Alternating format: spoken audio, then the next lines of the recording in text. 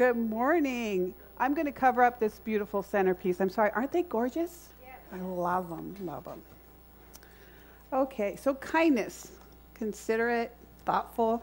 People who are those things affect us. They can change our mood and turn our whole day around. I saw a little cup at Cracker Barrel recently, and it said, "Sprinkle kindness like confetti." Don't you love that? I love that. There's something about confetti. It's just fun. It's like balloons. You just can't not be a little bit happier when you see confetti. So how do we do that? How do we sprinkle kindness like confetti? Well, mostly it's about being purposeful. It's about taking those kind thoughts that we all have. I want to take her to lunch. I need to send her a card. And making sure that we turn them into actions. So I love celebrations. All celebrations. Holidays, birthdays, anniversaries, first days, last days, Tuesdays. It doesn't matter. Any opportunity to have fun, to turn something into a joyful occasion, to make somebody that I love feel more loved. So, a few of the things that I do, well, first of all, it's not about being remembering. My aunt told my mom, she's so sweet, she never forgets an occasion. Well, those of you who know me know that I can forget what I'm going to write down before I get there to write it down. So it's not about my memory. It's about some of the tools that I've gotten over the years that help me to remember those things. And I want to share a couple of those with you and give you a couple of tips for using those. So for remembering, we have calendars. Some of them have grandchildren on them. Those are my favorite.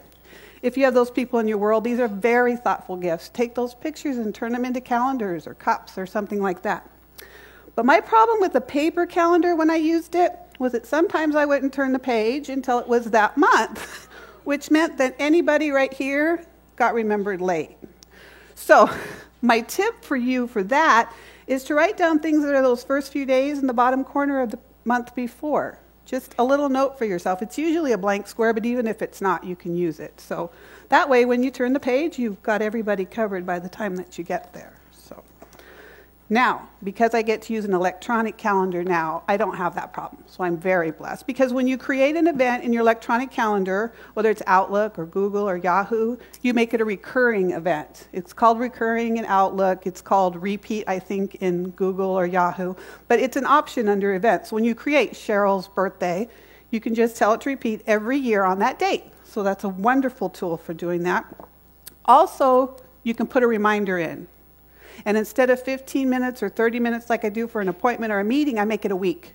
So the week before, I get a reminder that Cheryl's birthday is coming in a week. So that gives me a week to plan and shop and pray for that person and for that event that's coming up.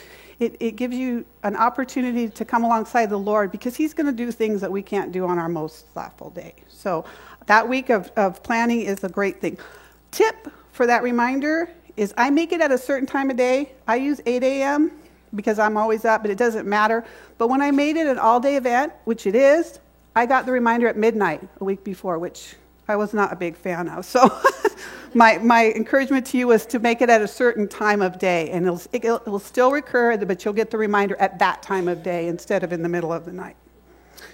Okay, and the last tip on those reminders is put the year in if you know it. Now, you don't ask people their age, but if you hear the year, you know what year they were born or got married, put it in there because some years really are milestones. Last year, I had the blessing of being involved in a 50th birthday, a 75th birthday, and a 50th anniversary. And because we knew that those events were happening, that those milestones were being reached, we got to have those celebrations. So I encourage you to put those years in if you have them. Cards. I love to send cards. So I have lots of cards. Cards can be expensive. Cards can be as much as gifts. So I'm in the habit of watching for them when I go places. We have lovely ones in the bookstore that are very reasonable. Dollar Tree has some very nice ones across the street. I just keep an eye out for them when I go. I was at Burke's the other day because it was next door to Sprouts where I was going to buy vegetables. So I went through there and I found these Gracefully Yours boxed cards for $4. And they're beautiful. They're beautiful inside. They have the scriptures in them. I don't send a card out without a scripture. God's given us promises for scriptures. He said His word doesn't return void. So I buy cards without them sometimes because I love them, and I just put the scripture in myself. But it's just something that I've purposed to not send a card out without a scripture. So I'll encourage you on that one as well. E-cards are another option. There's not as many free ones out there as there used to be, but really a subscription to the e-cards, you can get a year subscription for the price of 2 or 3 cards from a department store. So if it's something you're interested in, look into it. There's Hallmark and 123 and Blue Mountain. They all have e-cards that are very nice. So this organizer, another tool. I picked it up a couple years ago. I think I got it I bought cards and got it for free. I don't use it as much as you might because I have a whole desk of cards and stickers and pens, but it's really nice because it's got this place to put things that happen each date on the month. But what I love about it is the place to put the cards, because sometimes I find a card in April for a birthday in July, and then at the end of June I'm going, I wonder where I put that perfect card that I bought in April. So if you got them in here or anywhere, you can come up with your own place to put them. But this is a great idea for keeping those cards that you find ahead of time for somebody. So an organizer.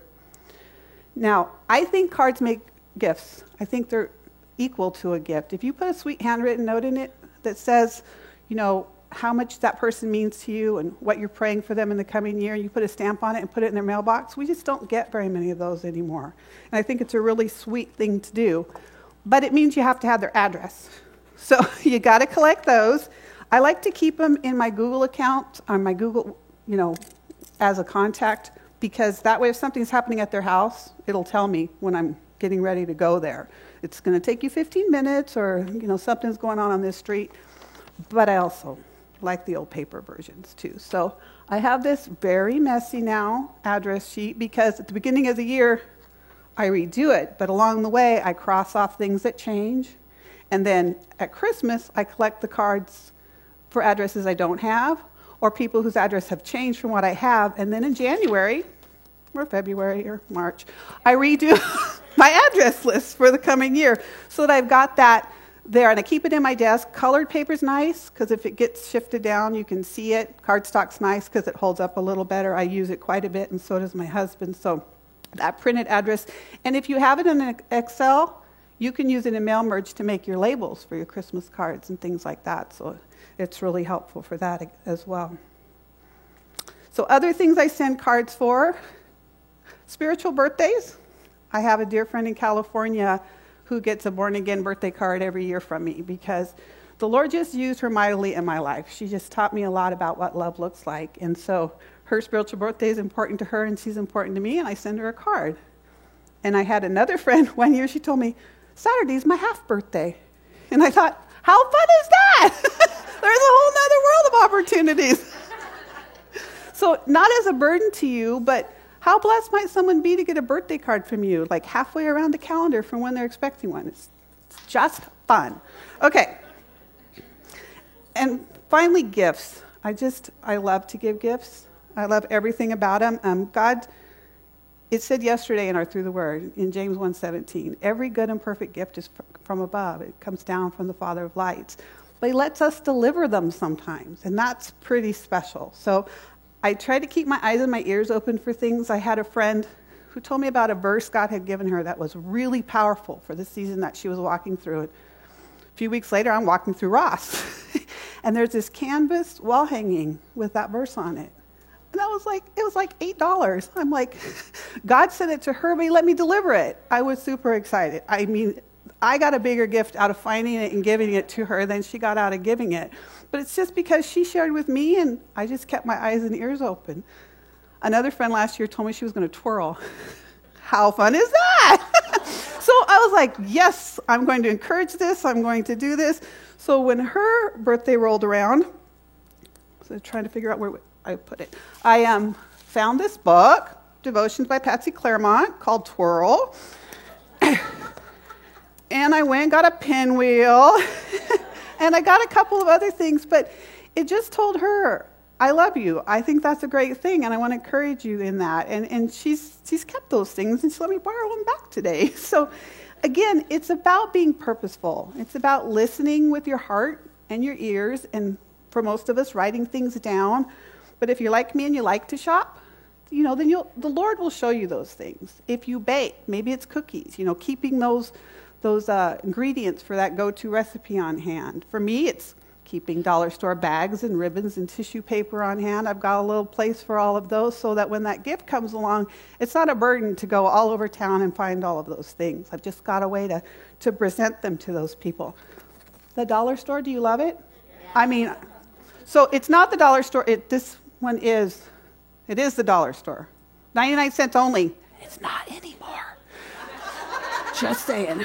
So watch for those yellow stickers because they're going to tell you it's a different price. But these calendars were only $1, and we picked those up Kindle. And like this one is kind of guy, you know. If there's men, it's kind of hard to get them ones sometimes. So anyway, gifts don't have to cost a lot. It is the being kind. It's the being thoughtful that's priceless, and it's mostly about being purposeful and being prepared. So thank you.